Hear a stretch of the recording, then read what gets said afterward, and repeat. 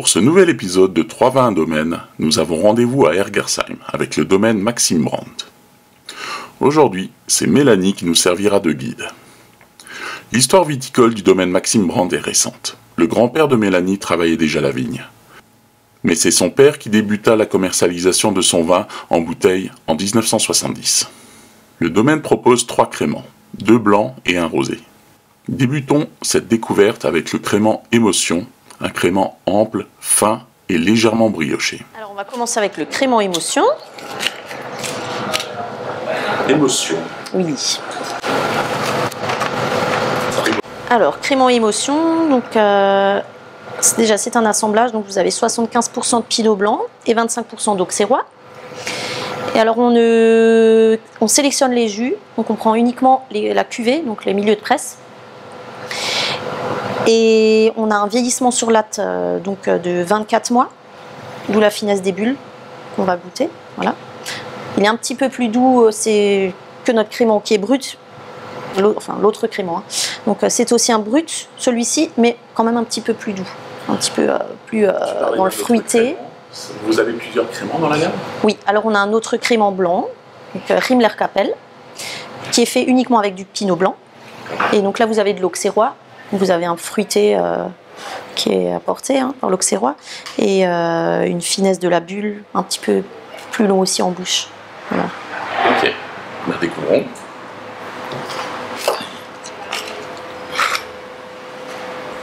Merci. Donc on a aussi une belle couleur, des bulles assez fines. Voilà.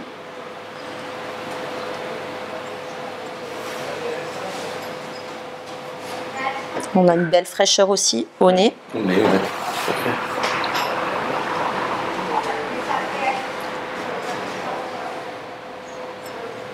Donc 24 mois de latte? Oui, 24 mois de latte. L'autre crément est 12 mois sur latte.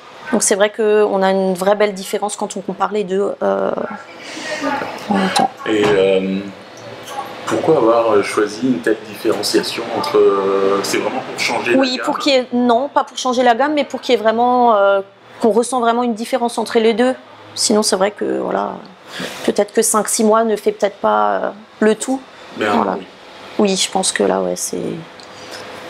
Quand Enfin, c'est vrai qu'on le remarque beaucoup plus quand on goûte vraiment les deux. D'abord l'autre et après celui-ci, c'est vrai que... Voilà, il n'y a pas photo... Alors, il y en a qui sont amateurs uniquement de l'autre, il y en a qui ne prennent que celui-ci, ça c'est...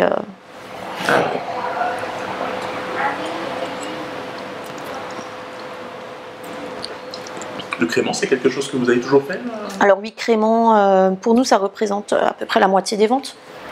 Ah ouais. Sur les 40-45 000 bouteilles selon l'année, on fait à peu près 20-25 000 bouteilles en crément. Donc c'est vrai que le crément, pour nous, c'est très important. Ça représente un gros travail, voilà. Ouais, non, mais c'est vrai, oui. C'est vrai que... et depuis des années, en fait. Mes parents avaient commencé les créments dans les années 80. Même 75 déjà, je crois. 75, ouais, 75. Et c'est vrai que ça a tout le temps pris de l'ampleur et on le remarque aussi encore ces dernières années. D'accord. Eh ben, impressionnant. Donc en bouche, voilà, vous sentez que la bulle est assez fine, c'est vrai, elle agresse pas non plus. C'est assez soyeux. Vous avez, voilà. Là, typiquement, tu l'accompagneras avec quoi? Alors déjà, un apéritif bien sûr, ça c'est vrai. Apéritif, des desserts, vous pouvez aussi, crément. Après, en plat, j'ai jamais trop essayé en plat, honnêtement. Oui, parce que vu la finesse, on pourrait partir sur un repas presque complet avec ça. Vous pourriez, oui. Après, il faut vraiment choisir son repas, mais je pense que... C'est ça, c'est vrai. Je pense qu'on pourrait faire l'apéritif. Alors, c'est vrai que, après, c'est en Alsace, c'est un petit peu... on a cette habitude, le crément, voilà, c'est l'apéro ou le dessert. Mais c'est vrai que, on pourrait continuer le plat. Le domaine Maxim Brandt fait partie de la Couronne d'Or, au même titre que les vignerons des 19 communes et villages avoisinants. La Couronne d'Or est considérée comme le vignoble de Strasbourg. C'est ainsi que la cuvée Argentoratum a vu le jour à l'initiative de 10 vignerons. Le domaine Maxime Brandt nous propose sa cuvée Argentoratum, un vin blanc d'assemblage, frais et gastronomique à dominante Riesling. Donc maintenant on va goûter, après le crément, un vin. Alors, un vin, voilà, qui a un nom un petit peu particulier, donc qui s'appelle l'Argentoratum. Ce que j'allais dire, c'est pas un Riesling, c'est pas un Gewürz, c'est pas un Pinot Gris, c'est ça, c'est un assemblage, un nouvel assemblage qu'on fait pour la deuxième fois, donc deuxième millésime, donc en 2019. Alors Argentoratum, pourquoi? Je vais vous expliquer. Donc Argentoratum, c'est l'ancien nom de Strasbourg. Alors Argent, donc là où il y a la cathédrale. Je ne sais pas si vous connaissez un petit peu, vous vous souvenez. Donc là où il y a la cathédrale, apparemment, il y a un lac en dessous. Et il y avait des poissons. Donc quand les poissons nageaient, on voyait les écailles argentées qui brillaient. Et donc c'était un petit peu par rapport à ça où il y a eu ce mot argent qui a été rapproché. Donc c'était à l'époque des Romains d'ailleurs, hein, c'est ça, l'époque des Romains. Et nous, donc je fais partie de l'association de la Couronne d'Or qui regroupe plusieurs viticulteurs. Et pour l'attachement avec la capitale, donc Strasbourg, où on est les premiers vignobles, hein, après Strasbourg, on a voulu dédier une cuvée. Et donc on a créé une charte, là où il a fallu qu'il a fallu mettre en place. Et donc vous avez un assemblage, alors avec 60% de Riesling, 30% d'Auxerrois et 10% de Muscat, de Gewürz, pardon, Gewürz, et 10% de Gewürz. Et donc tout le monde a la même étiquette? Alors tout le monde a la même étiquette, la même présentation. Voilà, c'est ça. Donc vous avez le mot Argentoratum qui représente un petit peu la cathédrale. Et dans le fond, vous avez la cathédrale. Donc tout le monde a la même étiquette, uniquement le nom qui change. Et encore peut-être sur la contre-étiquette, voilà. Ok. Merci.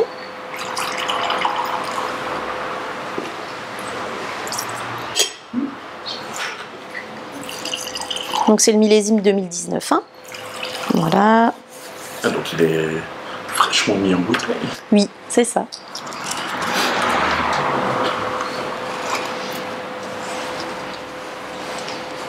C'est un vin qui a connu un succès quand il est sorti? Alors oui, le millésime donc 2017, la première fois, c'est vrai qu'on ne pensait pas le vendre aussi vite. C'est vrai qu'il a vraiment plu et c'est pour ça qu'on en a refait d'ailleurs, voilà, bah ouais. 2019.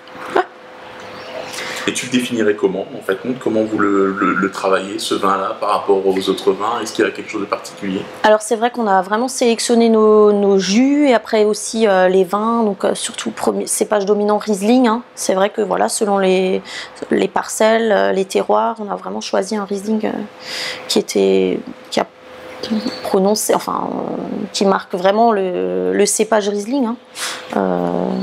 Sec, et puis il y a aussi un peu ce côté citronné, vivace, vraiment la présence du Riesling hein, qu'on voulait garder, marquer. Et le cahier des charges a été fait justement pour qu'on ait cette vivacité quand même Alors le cahier des charges avait été fait, pourquoi Riesling? Parce que c'est vrai qu'en Alsace, les vins blancs, voilà, réputés quand même secs, c'est pour ça qu'on a voulu aussi garder cette marque pour cette cuvée-là. Voilà. Donc, belle couleur assez claire aussi, hein, voilà.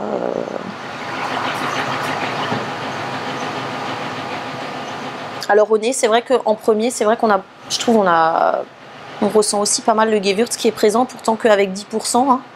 C'est vrai qu'il marque énormément. Bon, c'est un nez qui doit pas s'exprimer, hein, il est un peu fermé pour l'instant. Hein. Encore un peu fermé, ben, c'est vrai que 2019 qui a été mis en bouteille là au mois d'avril, donc c'est vrai que...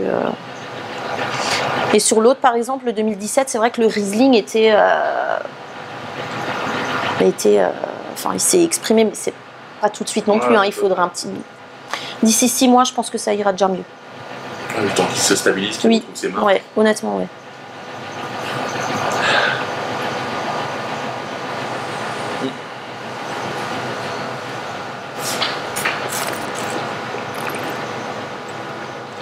Voilà, en bouche.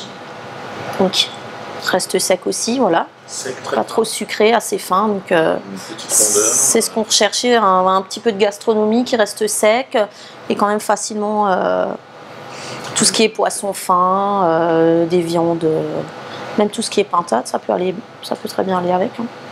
très surprenant, effectivement. C'est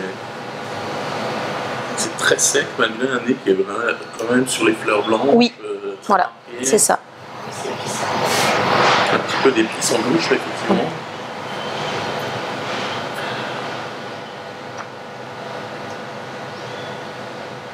Par contre, pour l'accompagner avec quelque chose, il n'y a pas quelque chose qui me vient à l'esprit. Tu ferais quoi là-dessus? Bah alors nous, c'est vrai que moi j'ai essayé tout ce qui était poisson fin, fruits de mer, on avait déjà fait, et viande blanche, ou pintade même, je crois que j'avais déjà fait la pintade. Pas de crème par contre? Non, non, pas tout ce qui est viande avec la crème, non, moins, là, beaucoup moins. Moins. Le domaine Maxime Brandt exploite 8 hectares et a fait le choix de vinifier toute sa production en cuve inox, à l'exception du pinot noir qui est vinifié dans des barriques. Terminons cette dégustation avec l'instant safran, une curiosité et le dernier né de la gamme proposée du domaine Maxime Brandt. Un vin pour se faire plaisir et faire plaisir, car totalement atypique, surprenant, mais ô combien intéressant. Alors ça c'est donc la dernière nouveauté. Je vois qu'il y a des choses qui se promènent au fond de ta bouteille et pour une fois c'est pas du Vichheim. C'est ça, exactement. Alors ce qui se promène au fond, ce sont des pistils de safran. Mais c'est un vin qui doit coûter horriblement cher. Alors on est à 10 € la bouteille, c'est ça, oui, 10 €. Ça va. Mais c'est vrai que le safran est quelque chose de... Ouais. En plus, d'assez cher. Quand je vois tous les pistils qui refont, je vais les récupérer pour faire de la cuisine. Bon, là, je pense que c'est trop tard. Là, c'est trop tard. Ils sont vraiment imbibés. C'est vrai que, bon, on les boit avec. Hein, il faut le boire avec. Hein, c'est vrai que... Donc là, il a vraiment une couleur jaune citron. Vraiment jaune citron, c'est vrai. C'est impressionnant. Alors voilà, l'instant safran. Alors il est né d'une association donc, de 2 producteurs, donc nous et le safran de l'église d'Altorf. Donc c'est un petit producteur de safran juste à côté de chez nous, qu'on a appris à connaître sur le salon du savoir-faire à Molsheim. Donc on s'est associé avec lui pour créer ce vin. C'est le cépage auxerrois. Et lors de la mise, on a ajouté les pistils de safran. Donc c'est vrai que avec ils nagent au fond, hein, qui sont orangés. Donc le pistil qui est rouge, donc a vraiment décoloré et qui a donné cette couleur vraiment intense au vin. Voilà. Vous en êtes venu comment à cette association? Justement, c'est ce que j'ai expliqué à votre femme avant. Donc au salon, tous les ans, il y a un petit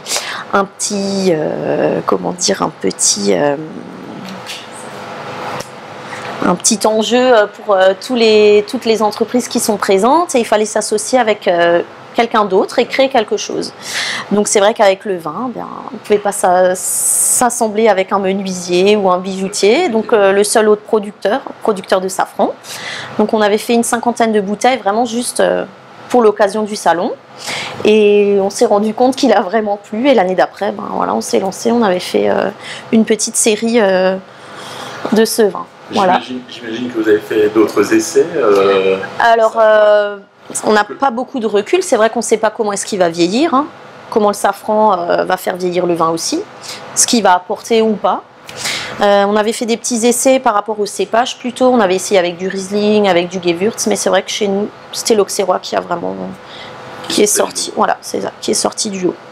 Donc, je vous laisse. Allez, on va découvrir. Couleur est juste exceptionnelle. Oui. Ça c'est typiquement une couleur qu'on voit jamais non, dans le milieu du vin. C'est assez spécial, c'est vrai. Les gens qui ont l'habitude de se fier à leur vision, là, ils vont être totalement perdus. Tout à fait. Il y a beaucoup de gens qui pensent qu'il est sucré, hein, comme je vous ai dit avant, mais c'est vrai que voilà, c'est pas le cas forcément. Alors déjà au nez, vous avez vraiment l'expression du safran. Hein.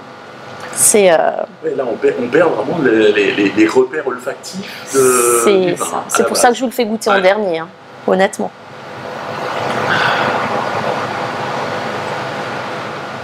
Voilà. Ça, en vin à l'aveugle, ça doit être juste exceptionnel.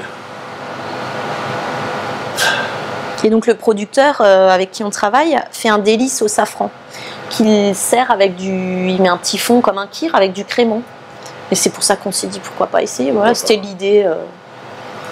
C'était le petit jeu du salon auquel on participe. Et donc, visiblement, il est gagnant. Hein. Oui, voilà. Après, on va pas boire 5-6 verres, quoi. Hein, c'est sûr hein, que c'est...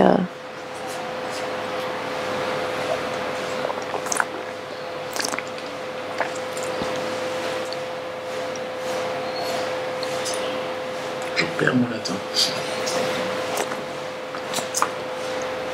Voilà. Très agréable, très doux. C'est assez doux, voilà. C'est sec malgré tout, avec de beaux amers, une longueur qui est quand même persistante. Quoi. Alors vous pouvez le boire un verre à l'apéritif, bien frais, hein, bien sûr. Et après, nous on a testé avec tout ce qui est paella, plat épicé, ça va très très bien. J'imagine. Voilà. Parce qu'il y a quand même ce côté rond qui effectivement permet un peu d'apaiser les épices. Et c'est vrai qu'avec un cépage plus sucré, c'est vrai que c'était très lourd, très gras, ça passait vraiment pas. Et c'est vrai que là, beaucoup plus. C'est rigolo parce qu'on a presque l'impression que le safran a un petit peu assagi l'auxerrois. Ah oui, hein, oui, tout à fait, c'est vrai. Parce qu'habitude, on a l'habitude effectivement d'un peu de rondeur et surtout de la vivacité. Là, il a un petit peu, peut-être qu'en vieillissant... voilà, on verra. C'est vrai que c'est un petit peu notre test du vieillissement, ça. On ne sait pas ce que ça va donner, comment ça va s'exprimer. Est-ce que l'odeur, le goût du safran va s'estomper ou au contraire pas du tout va rester? Ça, on verra. Et donc vous faites une vinification classique sur laquelle finalement vous rajoutez finalement le safran. Alors on a fait la vinification classique de l'auxerrois et au moment de la mise, on a rajouté les pistils. Ah, au moment de la mise. Au moment de la mise. Donc c'est très précis alors. C'est très précis. C'est au gramme près, c'est au calcul. Chaque bouteille a vraiment le même nombre de pistils. C'est vraiment.